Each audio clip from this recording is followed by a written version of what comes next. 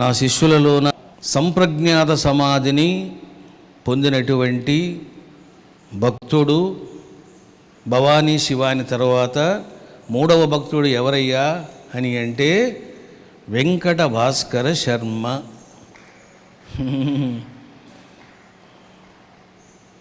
ఇప్పుడు ఆయన వయస్సు 82 సంవత్సరములు. భార్య వసుమతి దేవి. ఇద్దరు భార్యాభర్తలు కూడా 2009లో నాకు శిష్యులైనారు.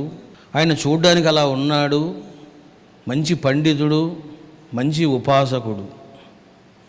అతను ఏం చేశాడంటే ఏ శివనామాన్నో బాబా నామాన్నో పట్టుకోలే, నా నామాన్ని పట్టుకున్నాడు. చూడండి మరి ఏం జరిగింది అని అంటే ఆయనకు ఎన్నో దివ్యానుభవాలు కలిగినాయి. దుర్లభమైనటువంటి సంప్రజ్ఞాత సమాధి దర్శనము సాక్షాత్కారం ఆయన కలిగింది. అంటే ఆల్మోస్ట్ ఆల్ సంప్రజ్ఞాత సమాధి అంటే ఒక చిన్న లేయర్ ఉంటుంది అంతే, ఇంకా ఒక చిన్న తెర ఉంటుంది. ఆ తెర దాటితే ఆత్మసాక్షాత్కారం. కళ్ళు మూసుకోవటం, స్వామి నువ్వే. ఎందుకంటే గురువు గారి కృప లేకుండా ఏమీ లేదు, నథింగ్. గురు కృప హి కేవలం. గురువు గారి కృప ఉంటే చెబుతారు కదా, మోకం కరోతి వాచాలం పంగుం లంఘయతే గిరిం యత్ కృప తమహం వందే. గురువుగారి కృప అపారం, అనంతం, మిక్కిలి గంభీరమైనది. వారు మాట్లాడరు, నవ్వుతారు, అంతే. దాంట్లోనే ఆన్సర్ వచ్చేసేస్తుంది. ఇక్కడ ఉన్న ఒక ఏదో ఫోర్స్, చాలా పెద్ద ఫోర్స్ నడుస్తున్నది. హాయిగా ఉంది, చాలా హాయిగా ఉంది.